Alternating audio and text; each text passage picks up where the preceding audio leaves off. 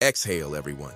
Maybe it's not the worst trade ever, but it's pretty damn close. The James Harden situation has resolved, ensuring that we won't see a repeat of the Ben Simmons standoff in Philadelphia this season.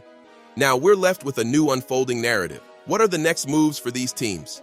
Before we proceed, let's take a step back. Sixers team president Daryl Morey quickly achieved his desired terms this time. 2 first-round picks, 2 second-round picks, expiring contracts, and a vital salary offload. We'll delve into the specifics shortly, but first, we should clarify the details of the agreement. The Sixers have consented to trade Harden, PJ Tucker, and Filip Petrusev to the LA Clippers in exchange for the expiring deals of KJ Martin, Nicholas Batum, Robert Covington, and Marcus Morris Sr. Additionally, they will receive an unprotected 2028 first-round pick from the Clippers, a 2026 first-round pick from Oklahoma City Thunder's collection, second-round selections in 2024 and 2029, and an option for a future first-round pick swap. But before we continue, make sure to like and subscribe for the YouTube algorithm. For those who revel in draft details, league insiders have verified that the 2026 pick will be the least favorable out of the selections owned by the Clippers, Thunder, or Rockets, with the Rockets pick having a top 4 protection. The Clippers managed to secure that pick by trading an unprotected 2027 pick swap with the Thunder. Furthermore, the Clippers do not possess their own 2024 second-round pick, but do have those from Indiana and Toronto. Philadelphia will receive one of these. And for the aficionados who take pleasure in the intricacies of the trade game, there's a sweet twist.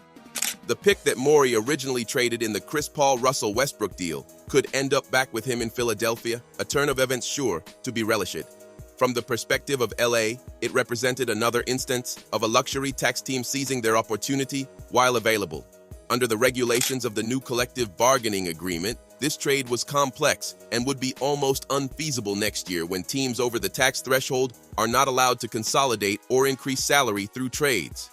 The Clippers had to, somewhat unwillingly, include Martin in the deal, since the sum of the 3 expiring veteran contracts did not suffice to satisfy the salary matching prerequisites. In any significant trade, fine-tuning the roster is par for the course. Following a 3-for-4 deal, it is reported that the Sixers will release Danny Green to stay within the league's roster cap, incurring a minor cap hit due to his partially guaranteed contract. Philadelphia will also create an $11 million trade exception for Tucker, partially by bringing Martin under their pre-existing smaller exception for Matisse Thybulle. The inclusion of Petrusev was strategic to prevent Philadelphia from absorbing additional costs. His future with the Clippers remains uncertain, and while his contract is only half guaranteed, his entry-level deal does offer some relief for the Clippers' luxury tax commitments. While there's been a significant focus on Philadelphia's side over the past several months, it's the Clippers' end of the trade that carries more weight for the future. Harden is in the final year of his contract, making this a steep cost for what could be a short-term gain. It's presumed that the Clippers anticipate a sustained competitive period with Harden, Kawhi Leonard, and Paul George. Despite the risks, especially given Harden's age at 34, George at 33, and Leonard at 32 with his knee concerns, they must see value in this alignment. The Thunder's stance is telling. They view extending their timeline by an additional year on the aging trajectories of those 3 stars as significantly boosting their chances of securing a valuable high lottery pick. Presently, this transaction widens the championship window for a costly Clippers team that was on the brink of closure.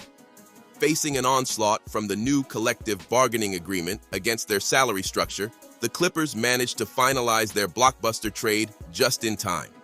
They're now looking at a potentially hefty luxury tax burden for the 2024-25 season. Yet, the Clippers do have a possible escape route. Possessing the bird rights to 3 players who are keen on staying could lead to a financial reprieve if they agree to contracts below the maximum threshold after this season concludes. Both George and Leonard have player options allowing for free agency and are currently eligible for extensions. There are plausible outcomes where the Clippers can retain all 3 players and still stay clear of the secondary tax threshold by 2026. But all these financial maneuvers are moot if the on-court performance doesn't measure up, which is the intriguing part.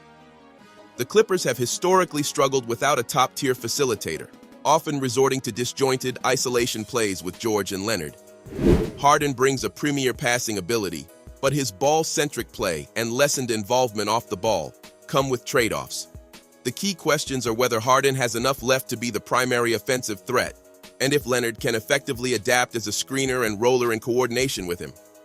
The Clippers' recent move raises the question, are they addressing their most critical issues?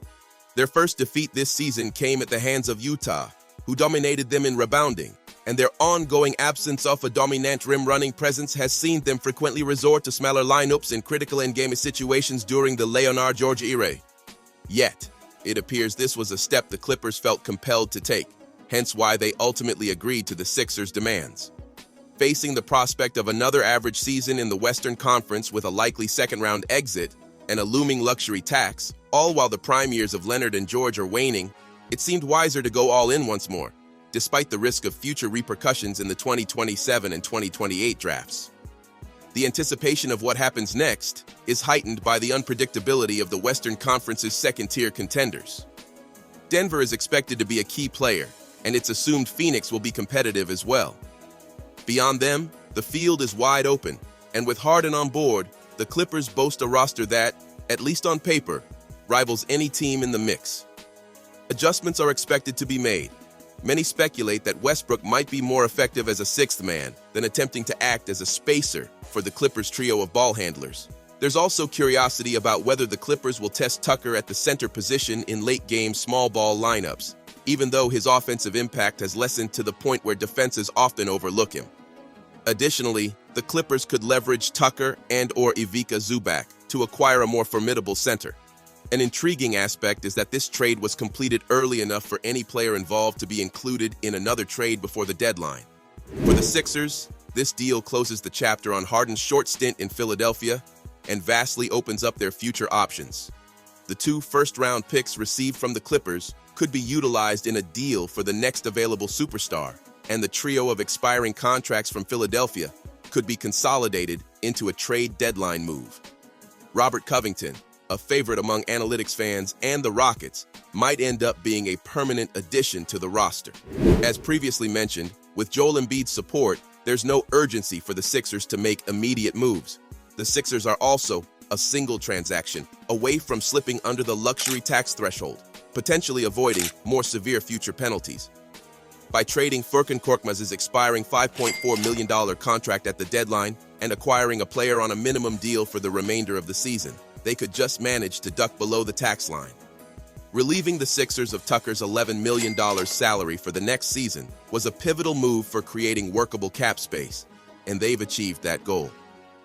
With this move, the Sixers are now looking at $62 million in cap space, even after potentially picking up Jaden Springer's option, with the only substantial commitments being Embiid's $51.4 million and a $13 million cap hold for Tyrese Maxey. They could even retain DeAnthony Melton's $15 million cap hold and still have the capacity to offer a max contract, though next summer's free agent options may be limited. The Sixers are positioned to navigate 2 strategic paths: pursuing major trades this season and, if that doesn't yield results, targeting free agency in July. It's a precarious balancing act, but it became the sole path once Harden indicated his departure. Now the questions that arise are crucial. Will the Clippers emerge as true contenders? Can they secure agreements with all 3 of their marquee players, and at what cost? And will the Sixers be able to convert the assets from this trade into a star through cap space or further trades? This deal is not just about what has been exchanged, but about what comes next. It's difficult to declare a clear winner or loser, since so much depends on subsequent decisions. Each team has made the most realistic move available to them. What remains to be seen is how well the Clippers and Sixers can capitalize on these moves in the coming months.